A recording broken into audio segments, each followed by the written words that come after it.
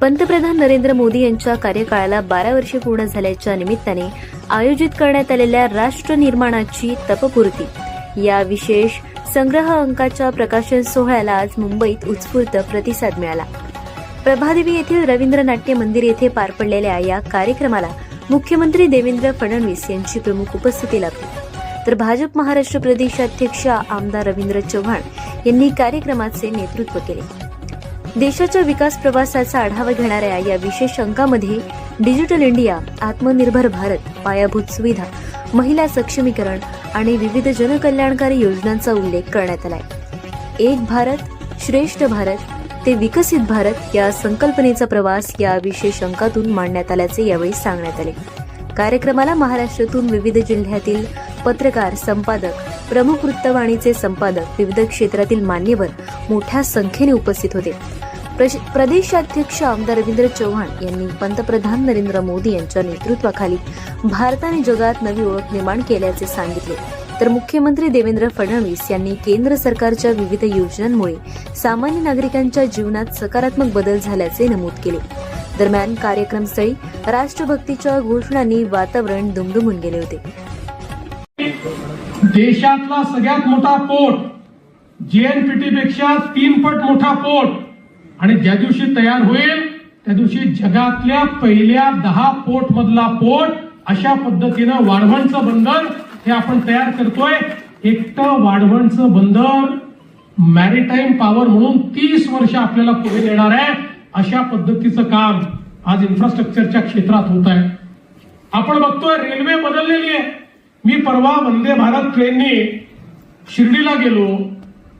जगातल्या अनेक ट्रेन्स मध्ये मी देखील बसलेलो आहे, पण वंदे भारत ट्रेन मध्ये बसल्यानंतर आणि जपानच्या ट्रेनमध्ये, चीनच्या ट्रेनमध्ये किंवा स्वित्झर्लंडच्या ट्रेनमध्ये बसल्यानंतर कुठलाही फरक आपल्याला पाहायला मिळत नाही। इतकी चांगली ट्रेन, आणि तीही भारतामध्ये तयार करून दाखवण्याचं काम हे आपल्या सरकारने या ठिकाणी केलेलं आहे।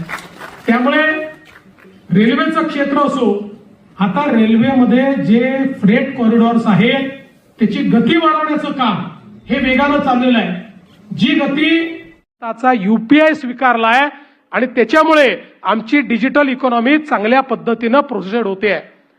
त्यावेळी मला इतका अभिमान वाटला की आपल्या मोदीजींनी एक अशी गोष्ट तयार केली की ब्राझील सारखा देश, जगातले मोठे मोठे देश हे या ठिकाणी आज आपला यूपीआय स्वीकारतायत, आणि याच्यामुळे आपल्या देशातल्या डिलिव्हरी सिस्टीम मध्ये, म्हणजे आपल्याला कल्पना आहे, राजीव गांधी म्हणाले होते 1 रुपया दिल्लीतनं पाठवतो तर केवळ 15 पैसे शेवटच्या माणसापर्यंत पोहोचतात, कारण आपली डिलिव्हरी सिस्टीम अशी होती जी व्यक्ती केंद्रित नव्हती, ती त्या ठिकाणी जी व्यवस्था आहे ती व्यवस्था केंद्रित होती। व्यवस्थेतल्या प्रत्येक माणसाला त्यातनं आपला शेअर काढून घेता येत होता, आणि त्यामुळे शेवटच्या माणसाला 15 पैसेच मिळायचे। पण मोदीजींनी ही जी सिस्टीम उभी केली, मोबाईल आणि यूपीआयची जी सिस्टीम तयार केली, जनधन खात्यांची जी सिस्टीम तयार केली, त्यामुळे आता कुठल्याही योजनेचे पैसे हे थेट बेनिफिशरीच्या खात्यामध्ये जातात। आता आपल्याला हे ऐकायला मिळत नाही की तहसीलदाराने पैसा रोखला, तलाठ्याने आमचे पैसे खाऊन टाकले, कुठल्या तरी इंजिनियरने आमचे पैसे मारून टाकले। आता हे होत नाही, थेट लोकांच्या खात्यामध्ये पैसे जायला लागले, आणि भारतातल्या डिलिव्हरी सिस्टीमला एक प्रकारे नवीन रूप देऊन या देशातला ग्रासरूटचा जो भ्रष्टाचार होता तो समाप्त करण्याचं काम हे मोदीजींनी या ठिकाणी केलं। खरं म्हणजे मी एक एक विषय सांगत राहिलो तर अख्खी रात्र मी याच्यावर भाषण करू शकेन, पण मला असं वाटतं की एका क्षेत्राकडे अजून आपण लक्ष दिलं पाहिजे, ते म्हणजे फॉरेन पॉलिसी आणि डिफेन्स। एक नवीन भारत आपण पाहतोय जो कोणाच्याही दबावात येत नाही। आपण पाहिलं अलीकडच्या काळामध्ये ट्रेड ही वेपनाइज होते। आपण बघितलं भारतावर वेगवेगळ्या प्रकारचे ट्रेड बॅरियर्स टाकले, पण ट्रेड बॅरियर्स टाकल्यानंतर भारत याचक म्हणून गेला नाही। भारताने विनंती केली नाही की तुम्ही ट्रेड बॅरियर्स उचला। भारताने सांगितलं ट्रेड ट्रीटी होईल, पण ती होत असताना आमच्या शेतकऱ्याचं हित हे जर त्या ट्रेड ट्रीटीमध्ये असेल तर आम्ही त्या ठिकाणी तो करार करू. आणि शेवटपर्यंत भारताने कणखर भूमिका घेतल्यामुळे आज आपण पाहतोय अमेरिकेसोबतही आपला करार झाला, तर आपण आपल्या शेतकऱ्याला त्या करारातनं बाहेर ठेवलं. अमेरिकेमधला सबसिडाइज माल हा भारतामध्ये बॅरियर फ्री येऊ शकत नाही, अशा पद्धतीनं त्या ठिकाणी त्या करारामध्ये आपण नमूद केलं आणि आपल्या शेतकऱ्यांना आज त्या ठिकाणी इन्सुलेट करण्याचं काम केलं.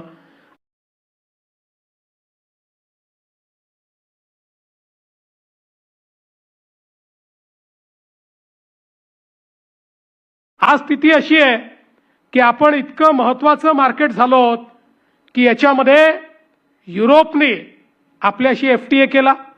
आता भारत आणि युरोप हे असे पार्टनर्स आहेत की ज्यांच्यामध्ये व्यापार करार झाल्यामुळे बॅरियरलेस भारताला आपल्या वस्तू युरोपच्या मार्केटमध्ये पाठवता येतात. आणि आपण आता अशा स्थितीत आहोत की अनेक देशांसोबत आपला व्यापार ट्रेड सरप्लस आहे. आपण ट्रेड डेफिसिटमध्ये नाही आहोत. अनेक महत्त्वाच्या राष्ट्रांसोबत आपण त्यांना जास्त निर्यात करतो आणि त्यांच्याकडनं कमी आयात करतो. अशा पद्धतीनं आज आपली रचना झाली आहे. ऑस्ट्रेलियासोबत आपण FTA केला. वेगवेगळ्या देशांसोबत हा FTA केल्यामुळे आता एक मोठी बृहद अशा प्रकारची बाजारपेठ आपल्या टर्म्सवर, भारताच्या टर्म्सवर भारताला मिळाली. आणि प्रत्येक युद्धजन्य परिस्थितीमध्ये भारताने आपली भूमिका ठामपणे मांडली. कोणाचीही बाजू न घेता भारताने त्या ठिकाणी आपली कणखर भूमिका मांडत असताना जगात आता अशी पोझिशन करून ठेवली आहे की जगातले सगळे जे लीडर्स आहेत हे असं म्हणतात की आम्हाला भारतासोबत मैत्री ठेवायची आहे. कालच आपण ट्रम्प यांचं भाषण ऐकलं असेल. ते म्हणाले भारत आमचा मित्र आहे, भारताला जे पाहिजे ते देण्याकरता आम्ही तयार आहोत. जगामध्ये अमेरिका असो, रशिया असो, युरोप असो, अगदी ज्यांचे युद्ध चालले आहेत ते रशिया आणि युक्रेन असो किंवा अमेरिका, इस्रायल आणि इराण असो, हा प्रत्येक देश म्हणतो आमचा विश्वास भारतावर आहे, आमची मैत्री भारताशी आहे.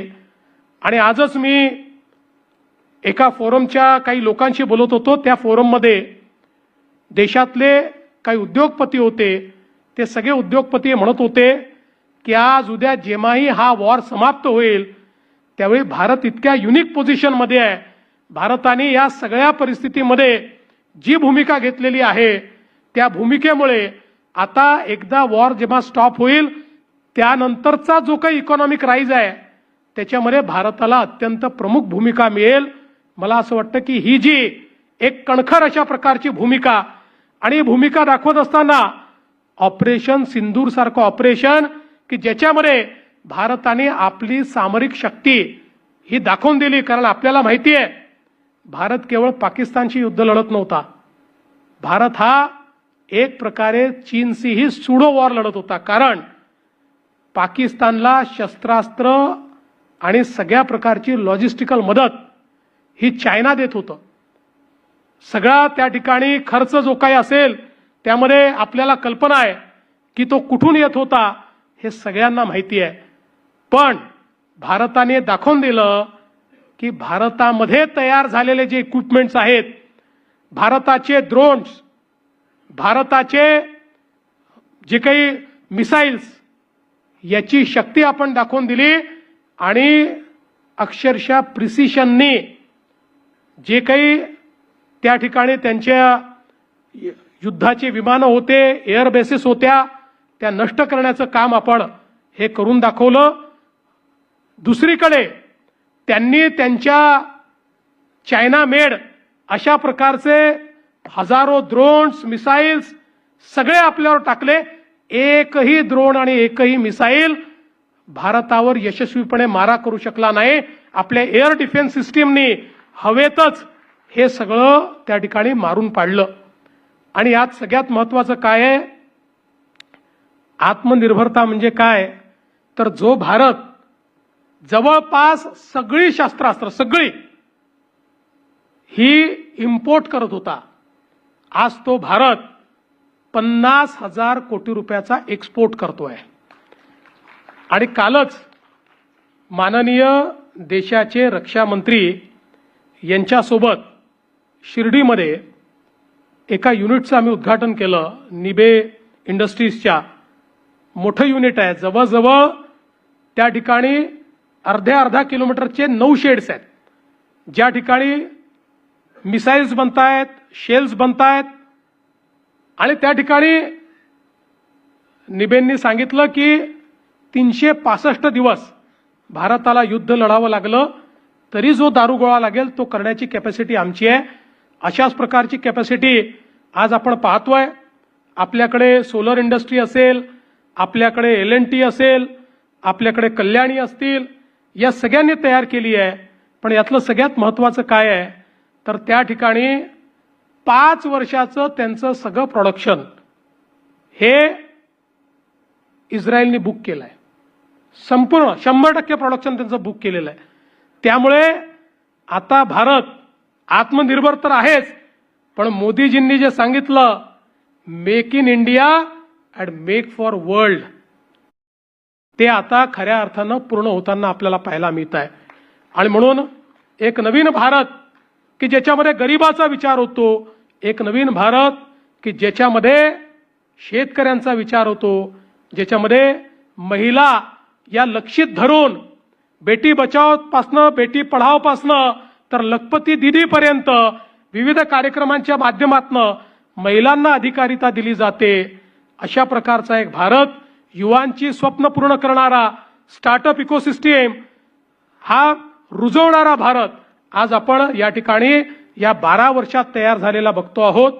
आणि म्हणूनच मला असं वाटतं की ही जी तपपूर्ती आहे, या तपपूर्तीच्या निमित्ताने रवींद्र चव्हाणजींनी हे जे काही कॉफी टेबल बुक या ठिकाणी प्रकाशित केलं आहे, यामध्ये मेजर हायलाइट्स हे आपण आणण्याचा प्रयत्न केलेला आहे. आणि विशेषतः मला आनंद आहे की ज्यांचं म्हणणं हे महाराष्ट्रातले लोक ऐकतात, अशा अनेक लोक माध्यम क्षेत्रातले हे आपण या ठिकाणी बोलवलेले आहेत. हा संपूर्ण विषय जे एम्प्लिफाय करू शकतात अशा पद्धतीची मंडळी या ठिकाणी सगळी आलेली आहेत. त्यामुळे मला विश्वास आहे की आपल्या सर्वांच्या माध्यमातून भारताची ही वाटचाल ही आपण जनाजनापर्यंत पोहोचवण्याचा प्रयत्न कराल. मी आपल्या सर्वांचे मनापासून आभार मानतो. माननीय रवींद्र चव्हाणजीचे मनापासून अभिनंदन करतो आणि माझं बोलणं संपवतो. जय हिंद, जय महाराष्ट्र. धन्यवाद. सन्माननीय मुख्यमंत्र्यांच्या या सर्व पत्रकार बंधू आणि सर्व मान्यवरांना नम्र विनंती आहे की प्रकाशन सोहळा संपल्यानंतर बाहेर पडताना प्रवेशद्वारावर आपल्यासाठी राष्ट्र निर्माणाची तपपूर्ती या कॉफी टेबलची प्रत ठेवलेली आहे. मी सन्माननीय मुख्यमंत्री आणि प्रदेशाचे अध्यक्ष सन्माननीय श्री रवींद्रजी चव्हाण साहेब यांचं मनपूर्वक अभिनंदन करतो. आणि या कार्यक्रमाची सांगता राष्ट्रगीताने होईल. सामूहिक राष्ट्रगीतासाठी सर्वांनी आपापल्या जागी उभे राहावी ही विनंती.